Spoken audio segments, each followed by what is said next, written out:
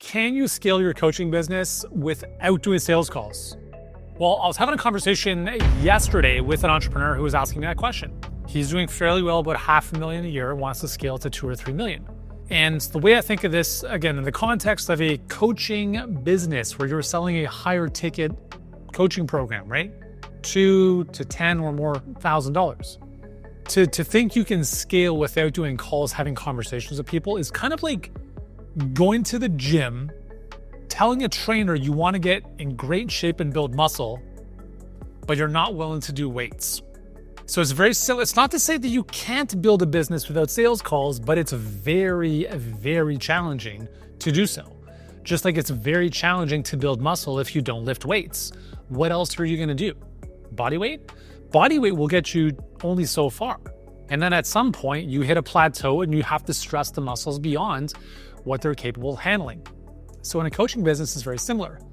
Please remember that conversions come from conversations. So if you're selling a program for $3,000, $5,000, $10,000, it's going to be very challenging to sell someone directly from the DMs on that solution, on that type of price point. I'm not saying it's impossible, but I'm saying it's a lot more challenging. You're going to have a lot more conversations than you would over the phone or on Zoom with a prospect. Let me give you a bit of backstory. So my first online health business I started in 2005. I sold everything from $1 all the way up to several thousand. And what I noticed was that when you're selling something for $1, $10, $97, you're not talking to people on the phone. Like, you're getting them to a web page, long sales page, or a webinar. They click a buy now button, go to a checkout page, and put their credit card information in. At the best of times, with the most incredible offer and the most compelling copy, you're lucky if you see a 2 to 3% conversion rate on that. So 100 people land on the offer, 3%, if you're world class, will buy a $10 ebook, a $97 course. But if you have 100 sales calls with somewhat qualified people, I would be willing to bet my life that you could be the worst in the world at having conversations, and you would still enroll more than 3 out of 100 people, and at $3,000 to $10,000 price points. So you certainly could try to build your coaching business without doing sales calls. But the bigger question is, why would you want to? Because if you understand the efficiency of, if I talk to 10 people, I can enroll 3 or 4 of them, and I get paid whatever the price point is, that's a very, very good use of your time.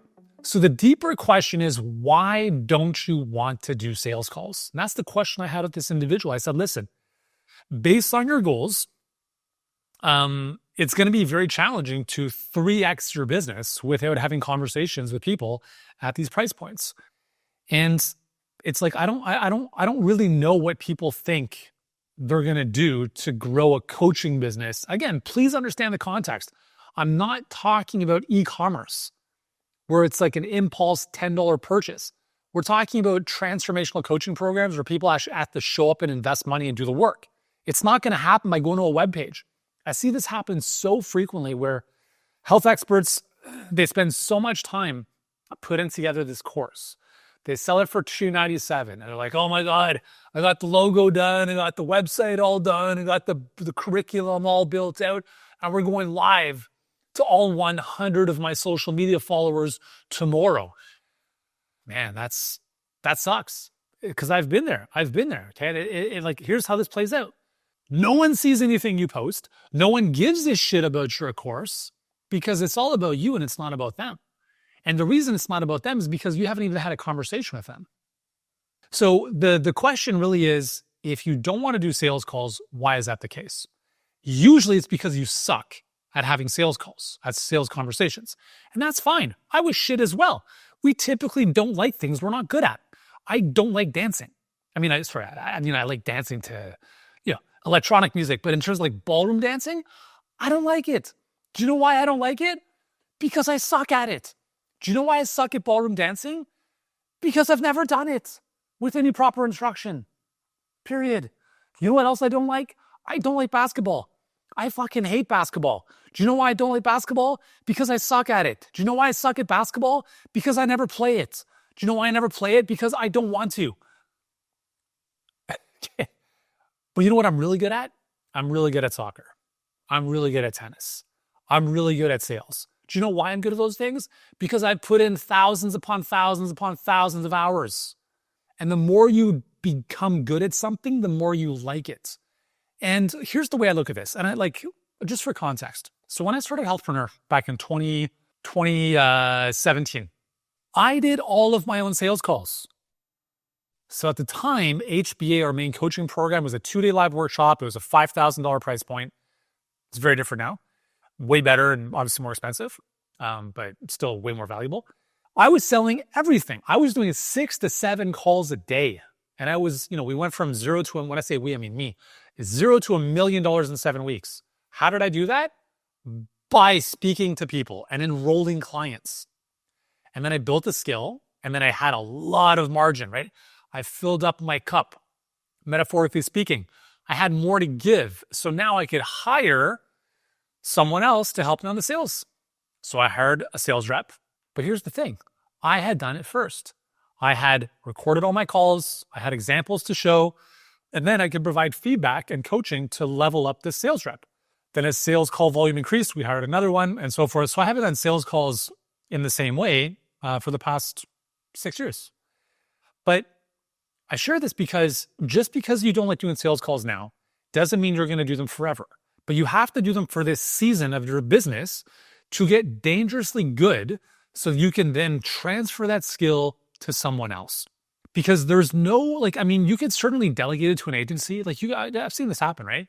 Yeah, we're a sales agency. We place setters or closers in your business, and they'll close, and they'll take 20% commission on your price points, and therefore you'll fucking kill your margins, especially if you're running ads. If you're paying 20% commission on a sale, holy shit. Anyways, that's neither here nor there. But anyways, you have these random people who have no cultural connections to your business, who are closing clients who maybe they shouldn't close, and you're basically their hired guns. And I'm telling you, in today's day and age, when people are just sniffing out bullshit and they're looking for a reason not to do business with you, I'm not saying there are not great salespeople out there that you can outsource to. Okay, I'm not saying that, but the likelihood of you doing that successfully is a lot lower than if you do it initially, hire someone in-house who's a good cultural fit and is good at sales and train them up, and it's going to be a little bit of work. But here's the thing. For every hour you put into developing something, you buy back 10. Right? So right now we have an amazing team of sales reps. I don't do any calls. I don't even review calls anymore because I've stepped out of that. And now we have a director of sales who runs the whole sales team. Yes, I'm still in the loop. I still understand what's going on, but I spend less than 30 minutes a week with them. So I went from spending 6 hours a day doing sales calls, 6 times at least 5 days a week. So 30 hours of calls per week to 30 minutes per week. But it didn't go from 30 hours to 30 minutes overnight. There was a transition period. So in a high ticket coaching space, there's no, I've not seen this. I've seen, if you have a very, very, very trusted brand and you want to send someone some information and they can in the DMs, in a PDF, and they send you yeah, man, cool. I've seen that happen very, very seldomly. And in those cases, it's people that have a very strong reputation who've been around 10, 15, 20 years. Other than that, you have to be very, very good at learning how to have conversations on the phone or on Zoom. And if you don't want to do sales calls, so let's look at alternative path. We talked about outsourcing to an agency. Hopefully they'll, produce miracles for you. It's not going to happen. Path 2 is you close everyone in the DMs. Now, this is no surprise. There's a lot of people that, DMs for us are huge. So you have to close a high ticket program in the DMs. Now, guess what skill is necessary to close people in the DMs? Selling. Okay, well, the difference is I don't have to be on a call. I could be on my phone, sitting on my chair. I get that. Totally get it. But nonetheless, you still have to develop the skill of how to ask questions, how to actively listen, how to find the pain, how to stretch the gap, how to articulate your solution in a way that people are I need to have this. And if you can't do that, there is no one coming to your rescue. Even if you hired someone to do this for you in this, in the DMs, a setter or a closer, you still have to show them how to articulate what you do in a way that's beneficial for the prospect. Hey, we'll get back to the video in just a moment, but if you're enjoying this content, hit that subscribe button below. It will help me sleep a lot better at night. But more importantly for you, it'll help you build your dream a lot faster. So go ahead, subscribe, and we'll get back to the show.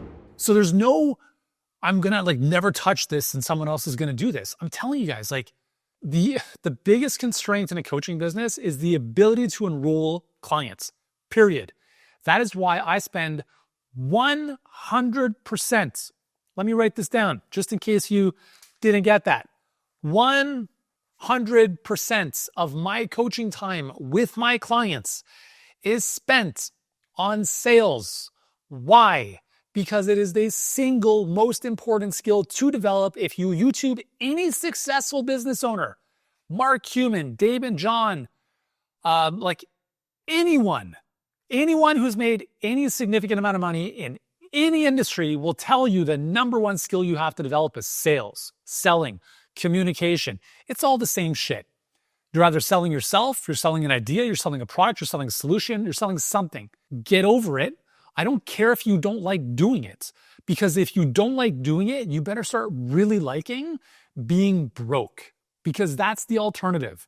I don't know how many more ways I can say this. There is no alternative other than getting better at communication. You are not setting up a membership site and making millions of dollars. Unless you have millions of followers, it's not happening. You are not going to set up a lead magnet and sell $10 ebooks your way to freedom. It will never happen. Okay? I don't want to be the bearer of bad news. I want to save you years of pain and frustration thinking there's a better way. There is no better way than having a conversation with the prospect. What a lot of internet marketers would rather do is, let me go into Reddit and see what people say about this. Fucking talk to people. Talk to people on the phone. Get on Zoom with them. They will tell you. The words coming out of their mouth become your marketing. You don't need 100 people to make one sale. You need 5. Is that 5 hours of your time? Maybe, but if you sell something for $5,000, how much are you making per hour? $1,000 per hour. Congratulations. What else are you doing in your business that's making you $1,000 per hour? The answer is nothing. But Yuri, I'm busy with clients all day. I don't fucking care. That's the reason why you're stuck. You're spending all of your time in delivery, burning yourself to the ground, charging little to nothing for your time, and you don't want to do sales calls. Okay, cool. Awesome. Then don't tell me you want to make more than $5K a month, because it's never going to happen. Selling is the most important and the last thing you hand off in your business. So with our clients, when they move into mastery, so typically our mastery program, clients are doing about starting at $30K per month. So they're about, $350 to $400K per year, and they're still doing their sales calls. And they're still doing their sales calls until they're at about $100K per month. And we recommend they keep doing this up until that point, because there's other hires that are more important. A lot of our clients coming into mastery, which is our higher level program, they spend so much time in delivery. And this is what the biggest burnout of most practitioners and coaches are. They spend 5 to 10 times as many hours on delivery versus sales. So we're cool, hire a coach, hire a client success manager, hire a client concierge, hire someone to do onboarding, hire someone to do Kickstart calls, hire someone to move people through the back end. So you get out of there, not that you don't enjoy working with your clients, but you spend way too much time doing so. Take half of those hours, put it back into sales. So let's say you're working 40 hours a week right now. If you're working 40 hours a week and you're not making at least 50 grand a month, something's broken with your business model or how you're using your time. I'm going to put it that way. So let's say you're spending 30 of the 40 hours a week delivery. Okay, cool. Let's take 10 of those hours and we're going to put them on the front end. So then you do 20 hours front end, 20 hours back end. So you have 20 hours of sales calls. Let's say you actually conduct 20 sales calls. If you're mediocrely okay and you enroll 5 to 6 people at $5,000 each, you're making $25,000 per week. $25,000 per week times 4 is $100,000 per month.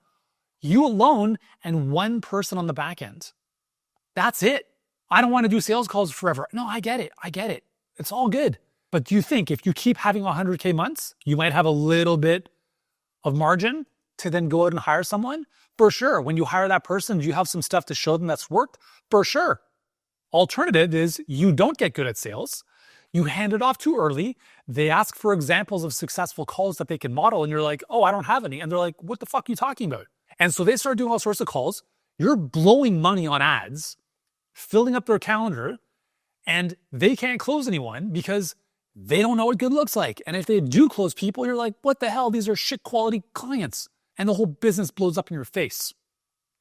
Now, I'm being a little bit overzealous and maybe a bit melodramatic here, but I see this all the time. And this is just one of those things. You can't not work out and expect to get in great shape. It's not going to happen. I want to improve my VO2 max, but I never want to run. Like, what the fuck are we talking about? Okay. So becoming great at sales it's hard. It takes time, but the payoff, you become wickedly persuasive, and you feel so much more confident in your own skin. I'm telling you, without fail, every single client that I've worked with that initially had a resistance to sales and then got good at it, every single time they're like, you know what, Yuri? I actually like this. I actually really, really enjoy selling because there's this thrill of the hunt. Like you get that yes, you get that credit card, you get that person over the line. It's a good feeling, that dopamine. More importantly, you start to recognize you have this power to help, like you become like a puppet master. You're able to make people do things that they otherwise would not have done. And this is not manipulation. We're talking about someone saying, I want help to do this, but they get in their own way and they're afraid and they're fearful. They think the price is too high. They want to talk to their spouse. They want to think about it. They want to pray on top of a mountain. And you're able to handle that stuff like a boss. Man, like you start to walk around with a level of confidence you never knew existed. And third is you recognize that if you had let those people go, you would have let them down. So you're a much, much better coach because you're able to move people across the line. And here's the fourth thing. When you become better at sales, you become better at coaching. Because what sales and coaching are, they're synonyms. They're synonyms for helping people do what they say they want to do, but are not able to do it on their own, period. Okay, so if you have a client who's not getting results, you don't just be like, oh, it's no big deal. It's okay. I understand your story. No, you hold them to a higher standard. That's a selling, coaching conversation.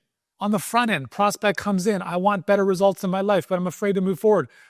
You have that conversation with them. You're able to get them over the line. That's coaching. Coaching is selling. Selling is coaching.